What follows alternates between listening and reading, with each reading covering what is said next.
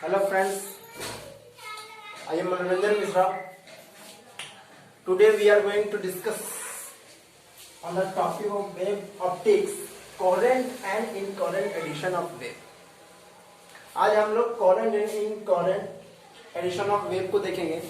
NCERT में जो हमारा टॉपिक जो यूज करता है इसी पॉइंट को यूज करता है coherent and incoherent addition of wave। इसको हम लोग दूसरी भाषा में बोल सकते हैं सुपरपोजिशन ऑफ वेव। जैसा कि टॉपिक का नाम है कोहेरेंट एंड इनकोहेरेंट वेव, तो पहले हम लोग सबसे पहले ये जानने का कोशिश करेंगे किस वेव को कोहेरेंट वेव कहते हैं और किस वेव को इनकोहेरेंट वेव कहते हैं। पहले तो हम लोग देख रहे हैं कि कोहेरेंट वेव किसको कहते हैं। पहले हम थोड़ा सा डेफिनेशन देख लेते हैं, इसको हमको समझ जाते हैं, समझेंगे कि हमारा कोहेरेंट वेव क्या कहता है। कह रहा है कि वेव टू वेव है सेम फ्रीक्वेंसी।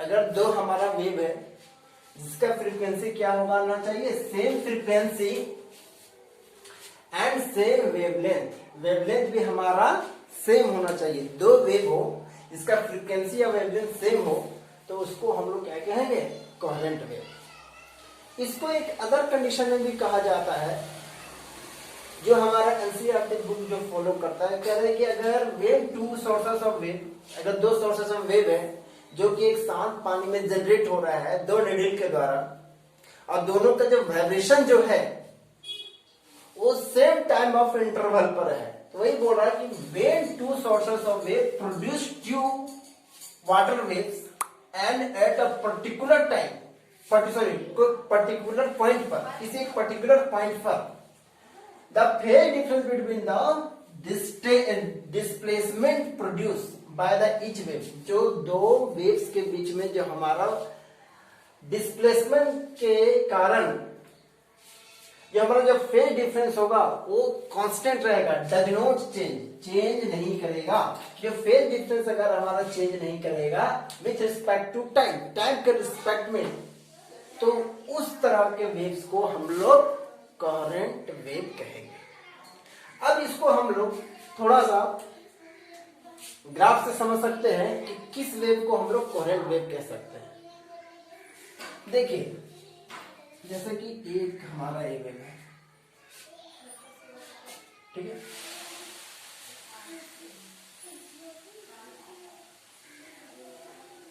ए वेव है,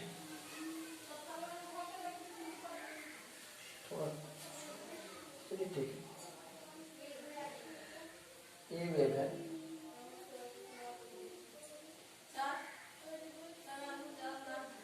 ए वेव है और एक और कोई दूसरा वेव कहेंगे जिस तरह की इस तरह से हम कह सकते हैं। ये दो वेव है, दो वेव है। हम लोग देख रहे हैं कि दोनों वेव का जो वेवलेंथ है वो हमारा सेम है, दोनों वेव का वेवलेंथ सेम है, और इसके बीच जो फेज डिफरेंस भी है वो भी हमारा सेम है। जैसे कि अगर यहाँ पर हम लोग फेज लेंगे तो ये हमारा जीरो फेज में है, और ये जो है जैसे कि हम लोग देख रहे हैं इधर से हम लोग जानते हैं ये जीरो होता है, ये पाई होता है, ये 2 पाई होता है, ये 3 पाई होता है।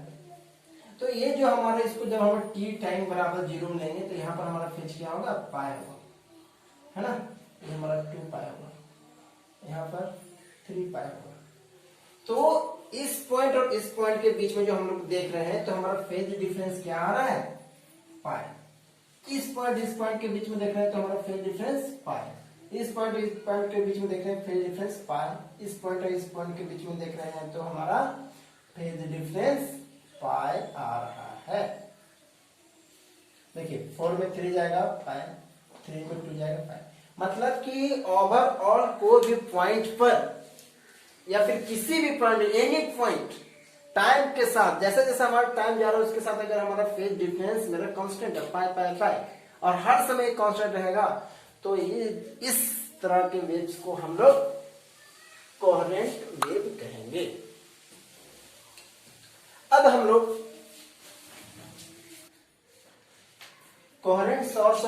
को देखेंगे कि हम लोग कैसे कोहेरेंट सोर्स ऑफ वेव को जनरेट करते हैं। सबसे पहले एक चीज जान लीजिए कि प्रैक्टिकली कोई दो अगर हम लोग डिफरेंट सोर्स ऑफ वेव लेंगे, डिफरेंट सोर्स ऑफ लाइट लेंगे, तो हमारा दो लाइट कभी भी coherent source of light generate नहीं कर सकता है दुनिया में, कभी नहीं। It is impossible, possibility is zero. Because हम लोग जानते हैं कि जो हमारा जो लाइट वेव जो जनरेट होता है, उसका जनरेट होने का क्या है कि shifting of the electron from nucleus to one orbit to other orbit. इस ऑर्बिट से इधर जाएगा और फिर जब इधर से जब हमारा रिटर्न होगा तो उसी से हमारा लाइट वेव इमिट होता है, जनरेट होता है। और एनर्जी, जो एनर्जी यहां से जो रिलीज होगा, यही एनर्जी होता है। और हम लोग जानते हैं कि किसी भी सोर्स ऑफ लाइट में तो millions of trillions of the electron shifting from one orbit to other orbit. एक ऑर्बिट से अदर ऑर्बिट में millions of electrons are shifting and generate a different types of the waves। अलग अलग तरह का waves होगा। और जो हमारा अलग अलग तरह वेव है, तो जो हम लोग सोर्स क्रिएट करते हैं वो एवरेज होता है, सब जितने भी वेव्स होते हैं उसका एवरेज होता है। तो हम लोग प्रैक्टिकली कोई भी कोहेरेंट सोर्स ऑफ वेव को प्रैक्टिकली प्रोड्यूस नहीं कर सकते हैं। तो इसका कारण क्या है? कारण तो हमारा यही है, लेकिन कैसे जनरेट करना है, क्योंकि हम लोग कोहेरेंट सोर्स ऑफ वेव देख रहे हैं। तो इसका है तरीका, दो तरीका है। पहला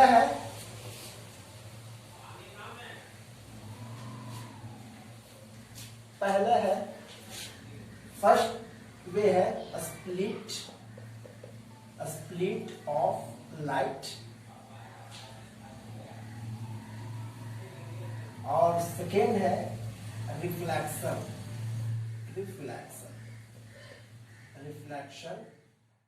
लाइट को कोहेरेंट सोर्स ऑफ वेव या कोहेरेंट सोर्स ऑफ लाइट को हम लोग जनरेट करने का दो तरीका, स्प्लिट ऑफ लाइट, दूसरा reflection of light. Split of light में जैसे कि हम लोग कह सकते हैं कि ये हमारा ऐसे है, एक कोई भी ऑब्स्टेकल है, यहाँ पर दो हम लोग होल क्रिएट कर सकते हैं। एक होल है, एक होल है, एक S1 इसको S2 कह सकते हैं। और यहां से इसके मिडिल में हम लोग अगर एक सोर्स S ले लेते हैं और इसके पीछे में एक स्क्रीन अगर हम लोग लगा देते हैं, तो यहां से हम लोग जानते हैं कि जो हमारा लाइट वेव है, वेव जनरेट करेगा ऐसे जनरेट करेगा। और जब यहां पर आएगा ये, तो हम लोग ये चीज जानते हैं कि लाइट वेव है, और हाइगन्स प्रिंसिपल से हम लोग जानते हैं कि सेकेंडरी वेव जनरेट करने के लिए लाइट का हर पार्टिकल्स एक वेवलेट जनरेट करता है। तो यहां पर जब आएगा तो यहाँ का जो पार्टिकल्स जो यहाँ पर आएगा और यहाँ का जो पार्टिकल्स आएगा, ये अपना सेपरेट फिर वेवलेट जनरेट करना चाहेगा, वेव जनरेट करना शुरू करेगा, और यहाँ से फिर ये वेव जनरेट करेगा। और चूंकि S1 और S2 दोनों का सेम सोर्स ऑफ लाइट से जनरेट हो रहा है सेकेंडरी वेव, दोनों S1 और S2 जो है दोनों सेम सोर्स ऑफ लाइट से जनरेट हो रहा है, डिफरेंट अलग अलग वेव। इसलिए दोनों जो वेव जनरेट होगा वो क्या होगा? कोहेरेंट होगा, कोहेरेंट वेव्स जनरेट। तो यही है हमारा स्प्लिट ऑफ लाइट से एक हम लोग कोहेरेंट वेव जनरेट कर सकते हैं। और दूसरा है रिफ्लेक्शन ऑफ लाइट। इसमें क्या है, जैसे कि हमारा एक स्क्रीन है, यहाँ पर ऑब्जर्वर है, ऑब्जर्वर है यहाँ पर, यहाँ से एक सोर्स हम लोग दे देते हैं S, और इधर एक हम लोग रिफ्लेक्टिंग सरफेस, इसमें मिरर भी हो सकता है या कोई भी रिफ्लेक्टिंग सरफेस हम लोग ले देते हैं, रिफ्लेक्टिंग सरफेस। सरफेस। तो एक तो डायरेक्ट हमारा ये वेव जाएगा, यहां से डायरेक्ट ये वेव जाएगा इधर, एक वेव इधर से डायरेक्ट जाएगा सो। और एक जो हम जानते हैं वेव है कि यूनिडायरेक्शनल ऑल डायरेक्शन में फैलता है, तो एक वेव इधर से जो हमारा आएगा इधर और फिर रिफ्लेक्ट करके यहां जाएगा। तो ये जो दो वेव है, ये दोनों वेव, ये डायरेक्ट एक जो यहाँ गया सो और एक यहाँ रिफ्लेक्ट करके यहाँ जो गया सो, तो ये दोनों क्या होगा, coherent.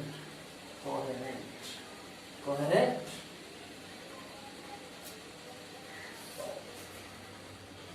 Source of waves, coherent source of wave हम लोग जनरेट कर सकते हैं।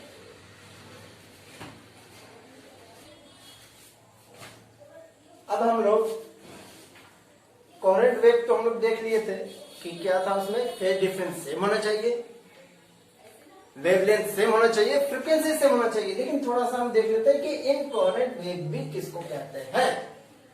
कह रहा है इनकोहेरेंट वेव वैसा वेव को कहते हैं जिसका वेवलेंथ दोनों सेम नहीं होना चाहिए।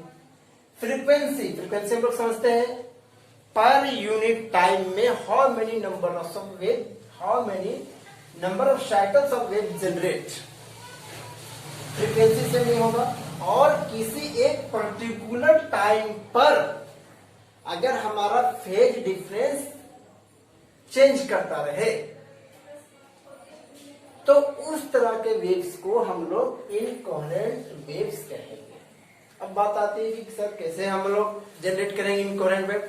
तो इनकोहेरेंट वेव जनरेट करने का सिंपल तरीका है कि दो हमारा कोई भी सोर्स ऑफ लाइट रहेगा तो हमारा प्रैक्टिकली जो दो सोर्स ऑफ लाइट कोई भी हम लोग ले सकते हैं तो वो इनकोहेरेंट होगा। बिकॉज क्योंकि millions of the electron shifting के कारण जो हमारा इलेक्ट्रोमैग्नेटिक जो वेव जनरेट होता है वो हमारा लाइट होता है, और वही लाइट के कारण नंबर्स ऑफ इलेक्ट्रॉन का शिफ्टिंग हो रहा है, इसलिए हमारा सोर्स ऑफ वेव जो होगा वो इनकोहेरेंट होगा। अब हम लोग सुपरपोजिशन ऑफ वेव्स देखेंगे कि दो वेव्स को जब हम लोग एडिशन करते हैं, हम लोग कोहेरेंट और इनकोहेरेंट सोर्स ऑफ वेव तो देख लिए, अब हम लोग देखेंगे सुपरपोजिशन ऑफ वेव्स, कैसे हम लोग दो वेव को ऐड करेंगे।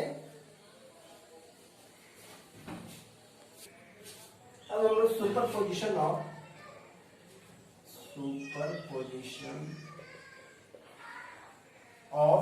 वेव्स, तो सुपरपोजिशन ऑफ वेव में हम लोग देखते हैं कि सुपरपोजिशन ऑफ वेव जो है वो हमारा वेक्टर एडिशन रूल फॉलो करता है। मतलब कि वेक्टर एडिशन का जब भी हम लोग बात करते हैं तो हमारा मैग्नीट्यूड के साथ डायरेक्शन इंपॉर्टेंट हो जाता है। मतलब कि अगर हमारा दो वेव है, जैसे कि हम लोग ले लेते हैं एक वेव हमारा,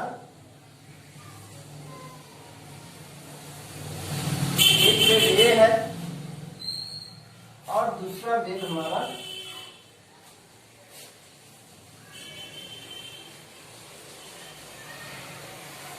दूसरा वेव ए है, दो हमारा वेव है। तो हम लोग देख रहे हैं कि दोनों वेव एक कोहेरेंट सोर्स ऑफ वेव है। हम लोग सुपरपोजिशन में तो हमारा दो सोर्स है S1 और S2, जब ये एक दूसरे को सुप्रीमपोज करेगा, सुपरपोजिशन करेगा, ऐड करेगा, तो हम लोग जानते हैं वेक्टर सम। मतलब अगर ये हमारा एक वेव है, अगर हमारा डिस्प्लेसमेंट, पार्टिकल्स का डिस्प्लेसमेंट अगर y1 है S1 सोर्स का और S2 सोर्स का हमारा जो y2 है, तो जो नेट हमारा नेट डिस्प्लेसमेंट हम लोग लेंगे, नेट डिस्प्लेसमेंट हम लोग लेंगे। अगर हमारा नेट डिस्प्लेसमेंट लेंगे तो हमारा क्या होगा, y equal to vector sum है, इसलिए हम लोग वेक्टर का साइन देंगे, y equal to y1 plus y2। Net displacement हमारा पार्टिकल्स का ए होता है। अब हम इनको समझेंगे कि इसका मतलब क्या है।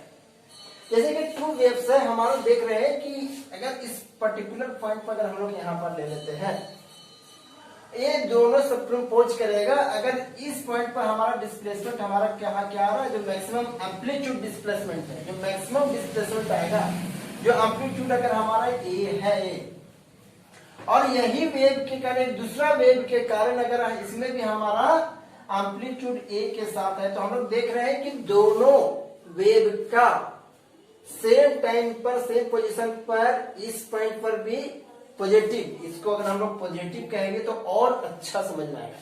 पॉजिटिव डायरेक्शन में हमारा जो डिस्प्लेसमेंट है और यहाँ पर भी हमारा पॉजिटिव डायरेक्शन में है, तो जो नेट डिस्प्लेसमेंट हम लोग लेंगे ऑब्जेक्ट के द्वारा, दोनों मतलब फेज सुप्रीम पोजीशन के द्वारा, तो हमारा क्या हो जाएगा, डिस्प्लेसमेंट जो हमारा होगा वो हो जाएगा a प्लस ए, यानी कि 2a।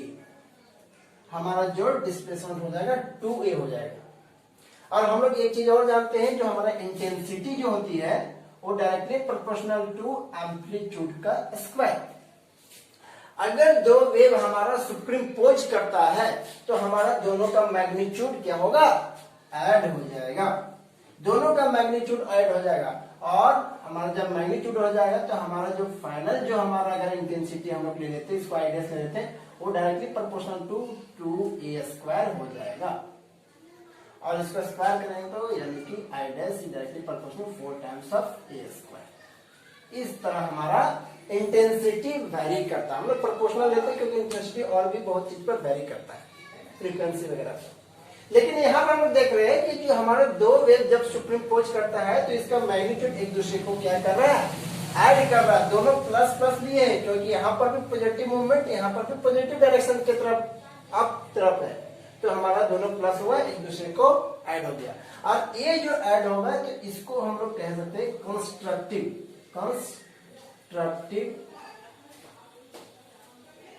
इंटरफेरेंस। Constructive interference.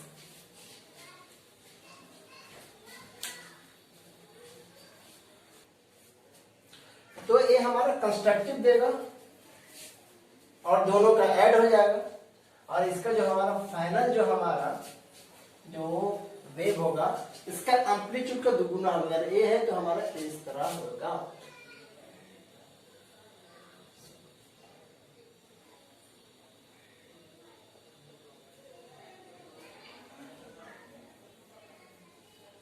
इस तरह होगा, मतलब कि ये जो हमारा होगा वो 2a, जो फाइनल जो रिजल्टेंट, अगर दो वेव S1 और S2, वेव 1 और वेव 2 जो जब हमारा सुप्रीम पोज करेगा तो इसका जो फाइनल हमारा जो वेव आएगा, इसका जो डिस्प्लेसमेंट हमारा होगा वो हमारा क्या होगा, 2a होगा। इसका amplitude 2 times of the individual amplitude of the waves.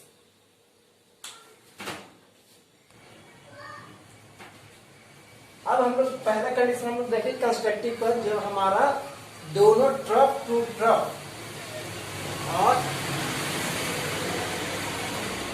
जब हमारा दोनों वेव क्रेस्ट टू क्रेस्ट मिल रहा था, हम लोग देख रहे थे यहां पर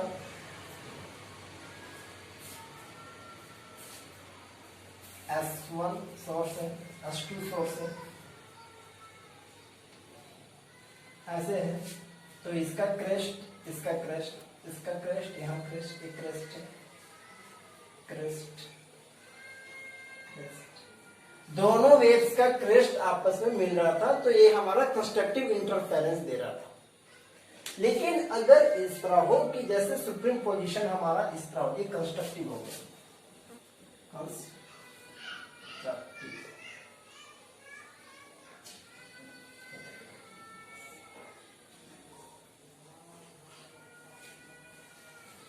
कंस्ट्रक्टिव इंटरफेरेंस।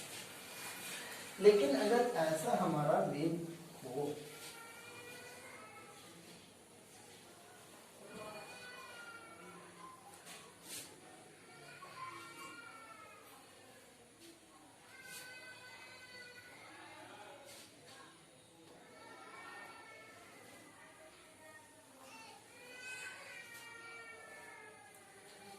तरह का हो, यहाँ पर थोड़ा जाकर मिस हो गया है, लेकिन आप यहाँ तक समझ सकते हैं।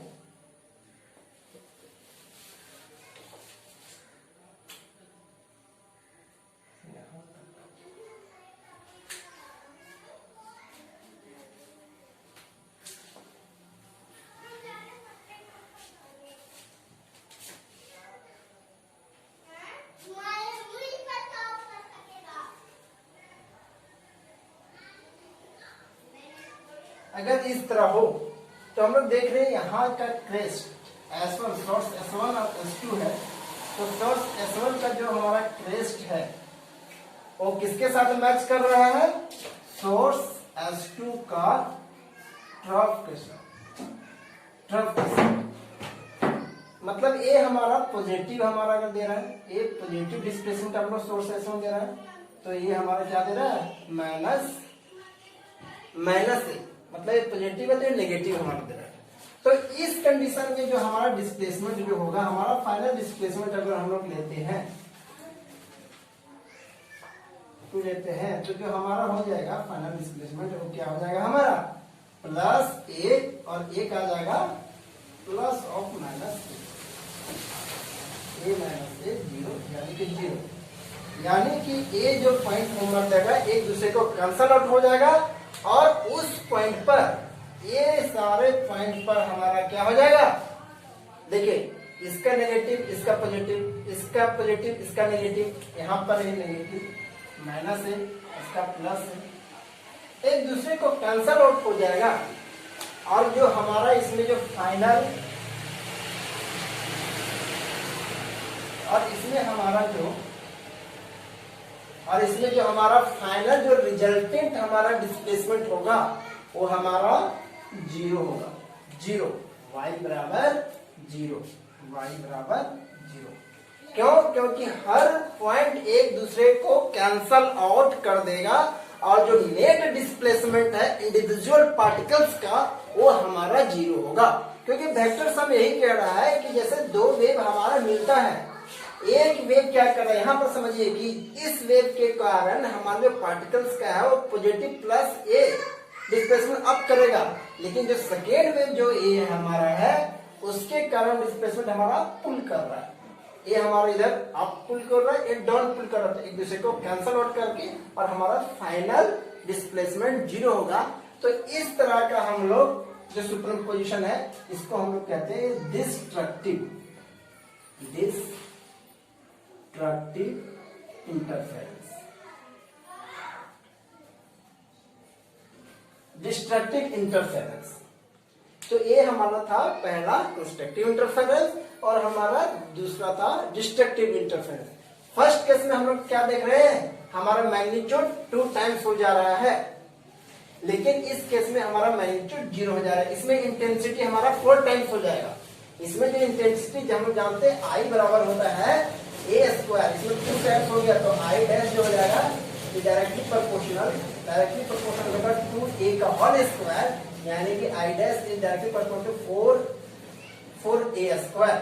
मतलब कि कंस्ट्रक्टिव इंटरफेरेंस में intensity will give the 4 times of the individual wave intensity. अगर इंटेंसिटी इसका I है, इसका I2 है, सॉरी I और I है, तो दोनों जब हमारा सुप्रीम पोज करेगा तो एक दूसरे का इंटेंसिटी को 4 टाइम्स कर देता है, ठीक है।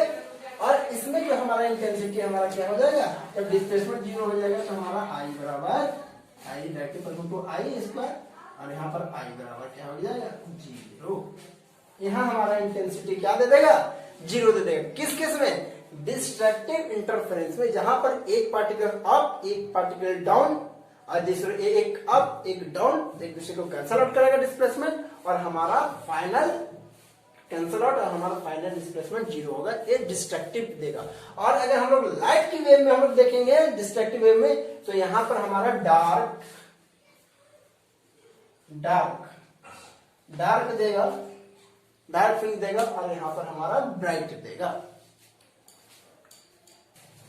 हमने अभी देखा कि दो जो हमारा वेव है, इसमें और इसमें, दोनों हमारा वेव क्या था, कोहेरेंट सोर्स ऑफ वेव, ए और ए दोनों हमारा कोहेरेंट सोर्स ऑफ वेव में है। तो हम लोग देखें कि जब हमारा ये दोनों के बीच में जो हमारा फेज डिफरेंस अगर 0 होता है तो हमारा एक दूसरे को ऐड करेगा और हमारा कंस्ट्रक्टिव देगा। ये जब हमारा दूसरा अगर इसका क्रेस्ट इसका ट्रफ से जाकर मिलेगा, ये ट्रफ से मिलेगा तो हमारा डिस्ट्रक्टिव इंटरफेरेंस देगा, एक दूसरे को कैंसल आउट करेगा, डिस्प्लेसमेंट 0 देगा। लेकिन अब हम लोग वैसा वेव्स को देखते हैं जो कि हमारा इनकोहेरेंट सोर्स ऑफ वेव होगा। तो उस केस में हमारा किस तरह का कैरेक्टरिस्टिक्स शो करेगा उसको हम लोग देखते हैं। देखेंगे superposition of incoherent waves. Incoherent wave का हम लोग सुपरपोजिशन देखेंगे। कहने का मतलब कि दो ऐसा वेव है जिसकी फेज जो है इनकोहेरेंट, मतलब हमारा फेज उसमें दोनों के बीच में जो फेज डिफरेंस है वो चेंज करता रहेगा, दोनों का इंटेंसिटी चेंज करता रहेगा। जैसे कि एक हमारा सोर्स S1 है और एक सोर्स S2 है। इसको तो हम लोग लिख भी नहीं सकते हैं कि सोर्स S1 का क्या हो सकता है, लेकिन एक मान सकते हैं कि जैसे कि हमारा है कि ऐसे है, इस तरह का वेव है, मतलब किसी भी तरह का वेव है, दूसरा वेव इस तरह का है, किसी भी तरह का हो सकता है। दोनों का बीच में फेज डिफरेंस हमारा चेंज हो रहा है, कोई पर्टिकुलर फेज नहीं है, किसी एक पॉइंट पर फेज डिफरेंस हमारा चेंज करते रहेगा, चेंजिंग इन फेज में हमारा चेंज करते रहेगा। तो ये दोनों का जो सुप्रीम पोजीशन से जो हमारा रिजल्टेंट जो हमारा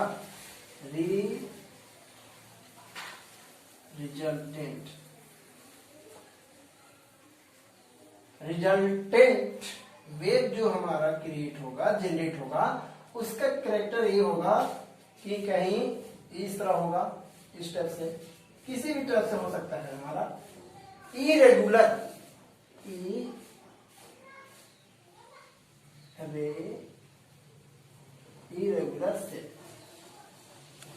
इरेगुलर शेप का हमारा वेव देगा।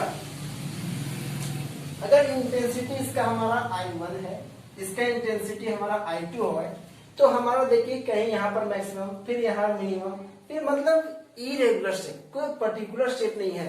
तो इस केस में जो हम लोग इंटेंसिटी जो हम लोग लेते हैं, तो इस केस में इंटेंसिटी जो हमारा होगा एवरेज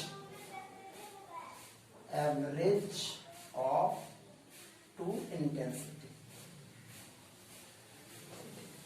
दोनों इंटेंसिटी का एवरेज होगा, यानी कि हमारा जो फाइनल इंटेंसिटी हो जाएगा वो I1 plus I2 divided by 2 हमारा देगा। किस केस में? इनकोहेरेंट सोर्स ऑफ वेव्स में। अब हम लोग जो नेक्स्ट क्लास में हम लोग देखेंगे उसमें हम लोग क्लियर देखना चाहेंगे कि जो फेज डिफरेंस हमारा है वो फेज डिफरेंस किस तरह से हो सकता है, डिस्प्लेसमेंट के कारण फेज डिफरेंस कैसे होगा, इनिशियल सोर्सेस के कारण फेज डिफरेंस कैसे होगा, इसके बारे में हम लोग देखेंगे। आज के लिए इतना।